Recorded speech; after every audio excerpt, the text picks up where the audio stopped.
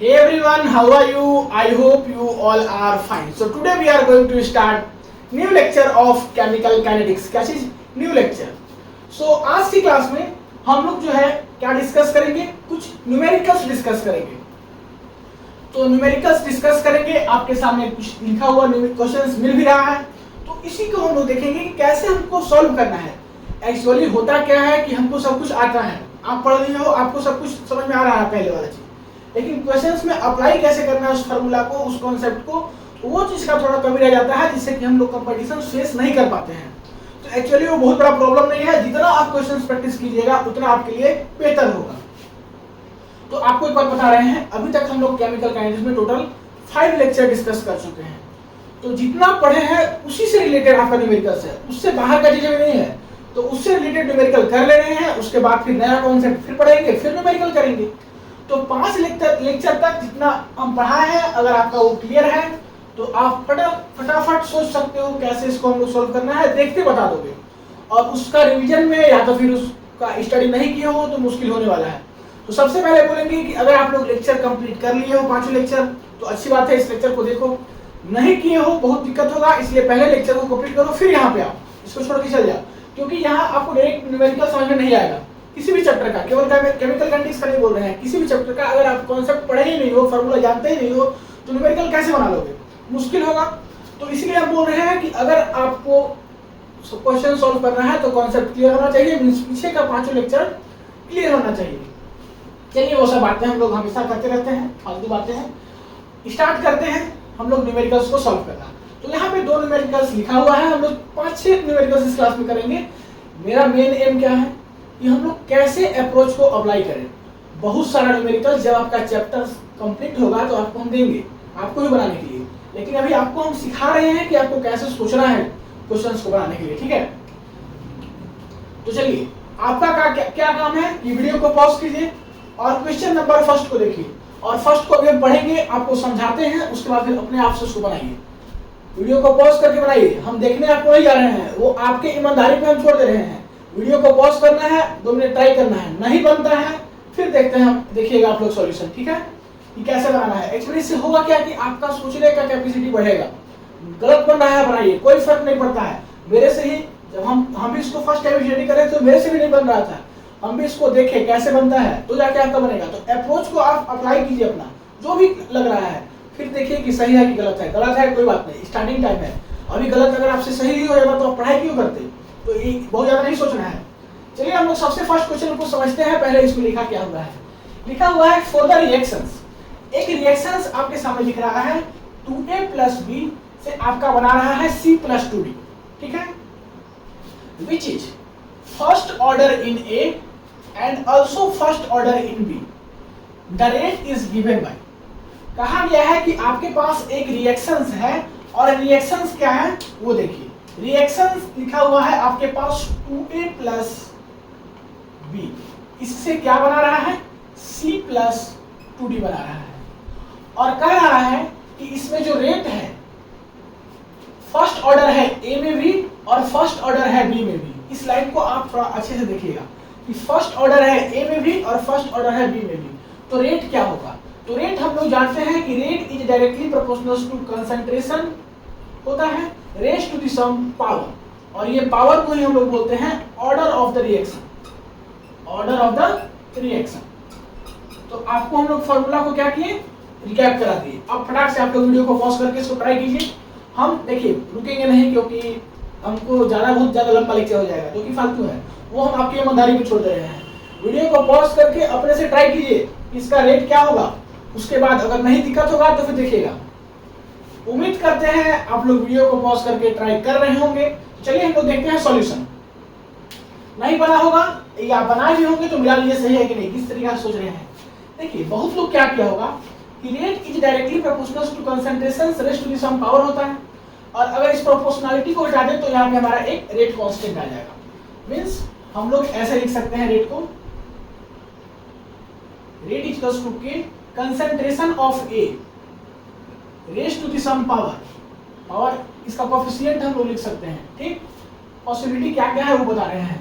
B इसका raise to the some power का इसका कोएफिशिएंट क्या है 1. तो बहुत लोग क्या करेगा कि इसी कॉन्सेप्ट को अप्लाई करेगा और अप्लाई करके और बोलेगा कि जो आपका ए नंबर है ये सही है, बट ये गलत है, ये कॉन्सेप्ट अप्लाई नहीं होगा। ये कॉन्सेप्ट कब अप्लाई होता है, इसका कोएफिशिएंट ऑर्डर कब होता है, जब रिएक्शंस आपका एलिमेंट्री होता है। कैसा रिएक्शंस होता है, एलिमेंट्री रिएक्शंस होता है, तब इसका कोएफिशिएंट इसका ऑर्डर होता है।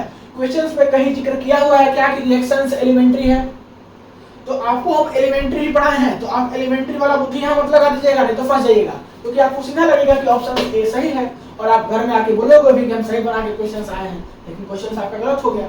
तो कंपटीशन से बस यही फर्क है कि आपको उलझा देगा एक ही क्वेश्चंस में 2-3 कॉन्सेप्ट की। आपको ध्यान देना है कि एलिमेंट्री कहीं जिक्र नहीं किया है, मींस एलिमेंट्री का हम लोग बात नहीं करेंगे। तो ये ऑप्शन नंबर ए जो है आपका गलत है। फिर कौन सा सही है, देखिए कैसे समझना है। विच फर्स्ट ऑर्डर इन ए में फर्स्ट ऑर्डर है और बी में भी फर्स्ट ऑर्डर है। यहाँ पे देखिए तो ए में फर्स्ट ऑर्डर लग रहा है क्या, नहीं है, ए में सेकंड ऑर्डर है, बी में फर्स्ट ऑर्डर है। यहाँ पे देखिए ए में फर्स्ट ऑर्डर तो है लेकिन बी में फर्स्ट ऑर्डर है क्या, नहीं है, सेकंड ऑर्डर है। यहाँ पे देखिए ए में फर्स्ट ऑर्डर है, बी है क्या, सॉरी ए में सेकंड ऑर्डर है, तो ऐसा ही गलत हो गया, मींस ये भी नहीं होगा, ये भी नहीं होगा। इसको देखते हैं, ए में फर्स्ट ऑर्डर मींस इसका पावर 1, बी में फर्स्ट ऑर्डर मींस इसका पावर 1, वही बोला गया है कि ए में भी फर्स्ट ऑर्डर है, बी में भी फर्स्ट ऑर्डर है, मींस आपका ऑप्शन नंबर डी सही होगा। समझ में आ गया आपको कैसे अप्लाई करना है। तो ये सब चीज को हटा देना है, जो चीज आप पढ़े हो सब चीज को यहाँ लगाना है, क्वेश्चंस को देखना है। उसके बाद अगर रिएक्शंस में रहता है कि रिएक्शंस एलिमेंट्री रिएक्शंस है, तो हम कुछ भी कॉन्सेप्ट पूरे देखते हैं, सीधा ये लगा देते हैं और ऑप्शन नंबर ए बोलते कि सही है, ठीक है।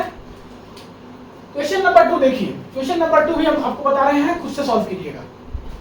कहा गया है कि एक रिएक्शंस है, क्या है, फॉर अ रिएक्शंस, जिसका कि रेट क्या है वो देखिए, रेट दिया हुआ है के A naught to the power 2 B naught. ये किसी भी रिएक्शंस का रेट है, ठीक है। आगे क्या बोलता है भाई, by what factor is the initial rate multiplied if A nought is multiplied by 1.5 and B nought is triple. कहता है कि किसी भी रिएक्शंस का रेट दिया हुआ है, अगर हम लोग ए नॉट को मल्टीप्लाइड कर देंगे 1.5 से और बी नॉट को मल्टीप्लाइड कर देंगे ट्रिपल से मींस 3 से, तो हमारा कितना इनिशियल रेट जो है कितना फैक्टर से मल्टीप्लाई होगा, ठीक है। तो इसको कैसे देखेंगे, ये कुछ नहीं है, आप ऐसा ही बना लोगे। देखिए इसमें क्या अप्लाई करना है, इसमें अप्लाई हमको करना है कि इसको मान लेते हैं कि R1 जो है हमारा रेट दिया हुआ है, जो गिवन है। R2 हम लोग निकालते हैं जो केस हमको दिया है कि आप ए नॉट को मल्टीप्लाई कीजिए 1.5 से, means 1.5 A nought square into B को कितना से करना है, 3 से, 3 बी नॉट। तो R2 क्या हो जाएगा यहां से, के 1.5 का स्क्वायर क्या हो जाएगा 2.25 और ए नॉट कंसंट्रेशन का स्क्वायर यहां से 3 बी नॉट। तो R2 हमारा क्या हो जाएगा 2.25 और 3 को मल्टीप्लाई कर देते हैं तो 3 2 जा 6, 2.25 इंटू 3 कितना हो जाएगा 75 ना, 0.75। तो यहाँ पे आपका हो जाएगा 6.75। ये रेट कांस्टेंट हो गया, ए नॉट स्क्वायर बी नॉट। तो R2 को हम क्या लिख सकते हैं, ध्यान से देखिए कि ये वाला जो टर्म है वो हमारा गिवन है, मींस ये R1 है, तो इसको हम लिख सकते हैं 6.75 इंटू R1। तो कितना से आपका क्या किया, फैक्टर से मल्टीप्लाइड हुआ 6.75 से। तो 6.75 आप देखिए ऑप्शंस में है, कहीं है, यहाँ पे है 6.75, तो option number C is correct. तो ऐसे हमको न्यूमेरिकल्स को सॉल्व करना है। इस टाइप का न्यूमेरिकल ही आपको हम 1-2 और देंगे, फटाफट आप सॉल्व कर लीजिएगा। तो यहाँ तक अगर कोई दिक्कत नहीं होगा तो वीडियो को पॉज करके आप ट्राई किए होंगे, सही हुआ होगा बहुत अच्छी बात है, अगर नहीं भी सही हुआ होगा आप ट्राई किए हैं तो बहुत अच्छी बात है, उससे भी अच्छी बात है। सही होने से ज़्यादा खुशी आपको तब मिलना चाहिए कि आप उसको कम से कम अटेम्प्ट तो किए, आप ट्राई तो किए, कम से कम आप एलिमेंट्री के बारे में सोचे। तो अगर इसको सोच लिए होंगे और इसके बाद पता चला होगा कि ये गलत है, तो आप जिंदगी में फिर एलिमेंट्री के लिए एकदम अच्छे से तैयार हो जाइएगा। इस टाइप का रिलेटेड क्वेश्चन गलत नहीं कीजिएगा। तो आप सोचे हो गए अगर क्वेश्चन को, तो उतना ही, उसी लिए हम बहुत खुश हैं, ठीक है। नेक्स्ट क्वेश्चन हम लोग देखते हैं, फटाक से वीडियो को पॉज करके नोट कीजिए। आप लोग आगे ट्राई कीजिएगा। अब हम लोग बात करते हैं नेक्स्ट क्वेश्चन। तो आपको दो क्वेश्चन फिर दिख रहा होगा, इसको भी आपको ट्राई करना है जैसे आप प्रीवियस दो किए हैं। तो हम आपको क्वेश्चन समझा ले रहे हैं। देखिए ये क्वेश्चन जो है सेकंड वाले क्वेश्चन के जैसा कुछ सिमिलर है, तो इसमें हम एक बार पढ़ दे रहे हैं, फटाक से ट्राई कीजिए। The rate expression for the reactions, एक रिएक्शन दिया हुआ है कि ए गैस प्लस बी गैस से आपका जाके बना रहा है सी गैस, जिसका कि रेट आपको दिया हुआ है। रेट क्या दिया हुआ है? रेट कांस्टेंट, इसको कि कैसे दिखाते हैं, concentration of A raise to the power 1/2 concentration of B raise to the power 2। ये रेट का एक्सप्रेशन दिया हुआ है इस रिएक्शंस का। What changes in the rate of initial concentrations of A and B increases by the factor of 4 and 2 respectively. इसको आप अच्छे से समझिए कि आपके पास ये एक रिएक्शन दिया हुआ है जिसका रेट दिया हुआ है, गिवन है, ठीक। कहता है कि इनिशियल कंसंट्रेशन का रेट कितना फैक्टर से जो है आपका चेंज करेगा जब हम ए को इंक्रीज करेंगे 4 से और बी को इंक्रीज करेंगे 2 से, ठीक है। तो यहाँ पे दिक्कत क्या होता है वो देखिए। बहुत बच्चा लोग यहाँ पे कंफ्यूज होता है कि ए को इंक्रीज करना है 4 से कि ए को इंक्रीज करना है 2 से। तो जो पहले है उसको पहले वाले से इंक्रीज करेंगे, जो बाद में है उसको बाद वाले से इंक्रीज करेंगे, ठीक है। तो ए को कितना से इंक्रीज करना है 4 से और बी को कितना से इंक्रीज करना है 2 से। तो हमारा कितना इनिशियल कंसंट्रेशन क्या करेगा, चेंज होगा। चलिए हम लोग देखते हैं। रेट दिया हुआ है, ठीक है, क्या दिया हुआ है कि a to the power 1/2 b to the power 2। तो इसको जस्ट वैसे ही बनाना है जो हम लोग सेकंड वाला बनाए थे। आप ट्राई कीजिए, वीडियो को पॉज करके हम बना रहे हैं, उसके बाद आप ट्राई करने के बाद देख लीजिएगा कि सही है कि गलत है। तो इसको मानते हैं रेट 1। अब रेट 2 में हम लोग को क्या करना है,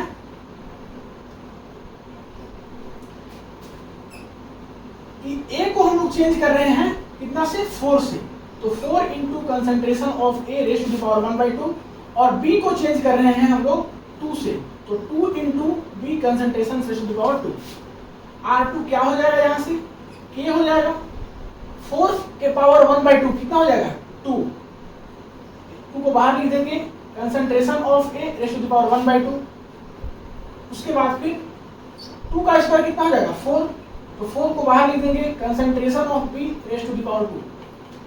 R2 क्या हो जाएगा, R2 हो जाएगा k, 4 2 जा 8 और फिर इसको आप ऐसे लिखिए, ज़्यादा बेहतर होगा।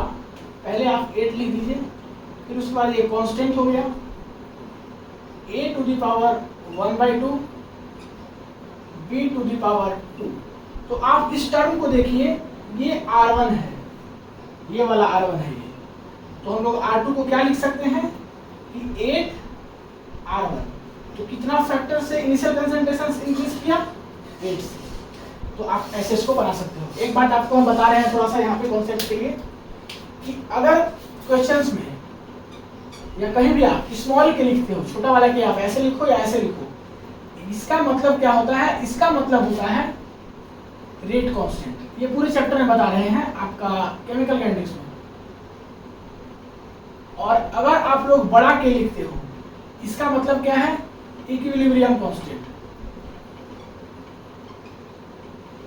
तो ये सब छोटा छोटा बात को ध्यान देना चाहिए, दिमाग में आया इसलिए मुझे बता दिया आपको। अब हम बात करते हैं next question, that is question number 4। Question number 4 में है the unit of the rate of reaction and constant are the same for कौन सा ऑर्डर के लिए। Means rate constant, rate of the reactions and constant का rate जो है वो सेम होगा कौन सा ऑर्डर के लिए। तो हम लोग देखते हैं शुरू से स्टार्ट करके अप्लाई करके। सबसे पहले बात करते हैं कि रेट क्या होता है, इसको आप खुद से ट्राई करो। रेट क्या होता है, concentrations of A raise to the power some, raise to the some power, और ये क्या है, ऑर्डर ऑफ द रिएक्शंस है। क्या है, ऑर्डर ऑफ द रिएक्शंस। एक बार फिर से क्वेश्चंस को देखिए, इसको लिखने के बाद कहा गया है कि unit of the rate of reactions and constant are the same for, ये चारों में से कौन सा। तो हम लोग एक एक अप्लाई करते हैं। तो सबसे फर्स्ट के लिए हम अप्लाई करते हैं, उससे पहले इसको हम और कैसे लिख सकते हैं, रेट को लिख सकते हैं rate constant a to the power n, concentration of a to the power n। तो सबसे पहले हम बात करते हैं कि हमारा जो है जीरो ऑर्डर रहेगा तो उसके लिए सेम होगा कि नहीं? तो rate is equals to k A to the power, zero order के लिए n का वैल्यू क्या हो जाएगा? 0। और n इज इक्वल्स टू, अगर हम लोग 0 रखेंगे तो ये इसका वैल्यू होगा ऐसा कुछ, और इसका मतलब होता है 1। Concentration of A to the power 0 का क्या मतलब होगा? 1। तो ये आपका वैल्यू हो गया 1, means rate is equals to क्या हो गया? के हो गया। तो देखिए 0 ऑर्डर के लिए ही हमको पता चल गया कि रेट जो है वो कांस्टेंट के बराबर है। Rate of the reactions and constant are the same for 0 order reaction. जब हमको यही पता चल गया तो first order, second order, third order में हम क्यों जाएंगे? नहीं पता चलता। अगर मान लो मेरा फर्स्ट ऑप्शन फर्स्ट ऑर्डर होता तो फर्स्ट ऑर्डर को निकालते नहीं आता, सेकंड ऑर्डर को निकालते नहीं आता, थर्ड ऑर्डर को निकालते नहीं आता, फिर देखते 0 ऑर्डर पे आ रहा है कि नहीं। तो बस आपको अप्रोच अप्लाई करना है, आपको यही पहुंचना है, सॉल्यूशन यही है। अगर आपको फर्स्ट ऑप्शन से मिल गया तो आगे हम क्यों जाएंगे? नहीं मिलता तो देखते, तो आपका आंसर हो जाएगा ऑप्शन ए। तो उम्मीद करते हैं कि ये दोनों क्वेश्चंस भी आपको समझ में आया होगा। छोटा छोटा क्वेश्चंस है, कुछ नहीं है इसमें, अभी तो बहुत इसमें फार्मूला वगैरह भी नहीं लग रहा है, बस कॉन्सेप्ट लग रहा है, बेसिक फंडामेंटल्स लग रहा है। अब जो है हम लोग एक आध क्वेश्चंस और देखते हैं, तो इसको फटाक से वीडियो को पॉज करके नोट कीजिए।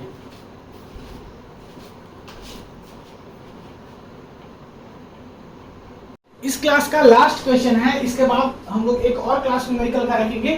तो इस क्लास में लास्ट है क्योंकि बहुत लंबा हो जाएगा तो फिर आपको बोरिंग लगेगा। तो करते क्या है कि इस क्लास में हम लोग इस न्यूमेरिकल्स को लास्ट करते हैं। ये न्यूमेरिकल्स थोड़ा सा अच्छा है उन लोगों के कंपैरिजन में, इसमें थोड़ा सा दिमाग आपको लगाना है। और सबसे इम्पोर्टेंट बात यह है कि ये जो क्वेश्चन अभी हम बताने वाले हैं वो नेट में आया हुआ है जून में 2016 में। आपके पास अगर प्रीवियस ईयर का क्वेश्चन होगा तो आप देख सकते हो कि वहां पे ये क्वेश्चंस आया हुआ है। तो हम हर तरीका के क्वेश्चंस को सॉल्व करेंगे जो प्रीवियस में आया हुआ है, जो आज जिस टाइप का आ सकता है उसके बारे में भी, ठीक है। क्वेश्चंस क्या है वो देखिए, आपको देखिए पता चलेगा कि कैसा क्वेश्चंस पूछा जाता है, कैसा क्वेश्चंस पूछा गया है। तो इसके लिए आप प्रिपेयर रहिए। If the rate of reactions R1 and R2 at concentration C1 and C2 of the reactant respectively, ठीक है। The order of reactions n, और उसका ऑर्डर ऑफ रिएक्शंस क्या है? n है। Assuming that concentrations of all other reactant and T remains constant with respect to that is given by, इसमें से चारों में से कौन सा सही होगा? तो देखिए क्वेश्चंस में कहा क्या गया है, कहा गया है कि जब रेट R1 है तो उसका कंसंट्रेशन C1 है, और जब रेट R2 है तो उसका कंसंट्रेशन C2 है, और उसका ऑर्डर जो है हमको बोला गया है कि n है, दोनों का, रेट R1 के केस में भी, रेट R2 के केस में भी। तो इसी से जो है हमारा इसका रिलेशन निकल जाएगा। कैसे निकलेगा? बहुत इजीली निकल जाएगा। देखिए क्वेश्चंस में बहुत सारा बात कंफ्यूज करने के लिए लिखा जाएगा, जैसे कि आपको ये सब बातें जो जितना लिखा हुआ है कंफ्यूज करने के लिए लिखा हुआ है। और यहाँ तो कम है, बहुत सारे क्वेश्चंस में वैल्यू वगैरह भी एक्स्ट्रा दे दिया जाता है, तो आपको उससे विचलित नहीं होना है, आपको जितना मतलब है उसी से काम करना है। तो सबसे पहले हम लोग देखिए जो कॉन्सेप्ट है उसी को अप्लाई करके पता करते हैं कि इसमें से कौन सा रिलेशन सही होगा। सबसे पहले बात करते हैं कि हमारा जो है रेट R1 है, तो रेट क्या होता है? डायरेक्टली प्रोपोर्शनल टू कंसंट्रेशन, और किसके प्रोपोर्शनल है? C1 के। Raise to the some power, और पावर यहाँ पे दिया हुआ है n। जब रेट R2 है तो ये किसके प्रोपोर्शनल है? C2 के, और इसका ही पावर क्या है? n। तो इसको मान लेते हैं हम लोग इक्वेशन, अभी मत मानिए, इसको एक स्टेप और हम आगे कोशिश करते हैं। तो इसको और कैसे लिख सकते हो कि rate is equals to rate constant k C1 to the power n, और इसको कैसे लिख सकते हो? Rate is equals to C2 to the power n। तो अब इसको हम लोग मानते हैं इक्वेशन 1, अब इसको मानते हैं इक्वेशन 2। अब क्या करते हैं हम लोग कि 1 को 2 से डिवाइड कर देते हैं, डिवाइड कर देते हैं हम लोग 1/2। तो क्या होगा?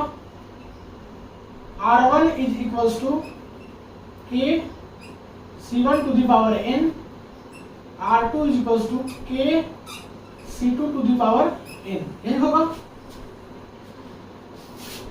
तो यहां से कांस्टेंट कांस्टेंट चला जाएगा, तो बचेगा क्या? बचेगा यहां से R1/R2 is equals to C1/C2 to the power n। इसको हम लोग ऐसे लिख सकते हैं C1 by n, C1 to the power n और C2 to the power n को C1 by C2 to the power n लिख सकते हैं। तो ये यहाँ तक आपको समझ में आ गया होगा। अब जो है हम लोग क्या करते हैं कि कहाँ लिखे, यहाँ पे समझ में आ जाएगा। हाँ, अब हम लोग लॉग का कॉन्सेप्ट को अप्लाई करते हैं। लॉग का कॉन्सेप्ट को अप्लाई करेंगे तो क्या होगा, इसमें लॉग का कॉन्सेप्ट को अप्लाई करते हैं, लॉग लगाते हैं।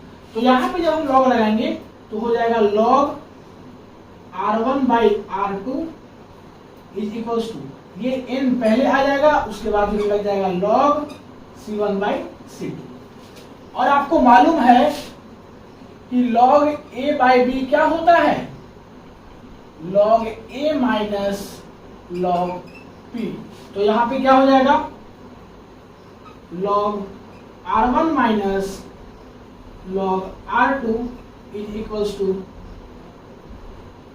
in log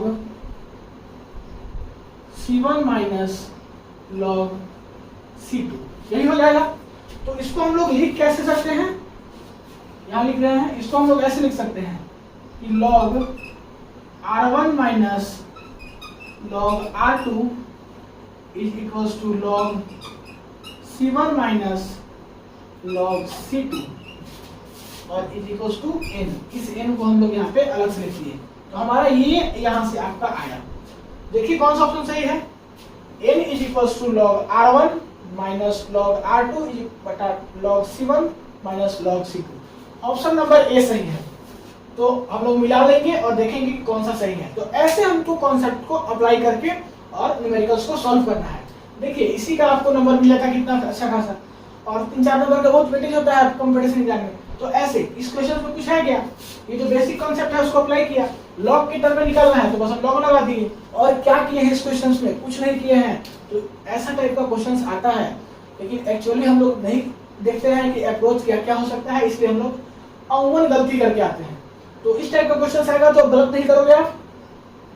और हमको बनाने से पहले उम्मीद करते हैं कि आप ट्राई किए होंगे वीडियो को पॉज करके। देखिए हम बार बार नहीं बोलेंगे कि आप वीडियो को पॉज कीजिए, ट्राई कीजिए, आपका खुद का है।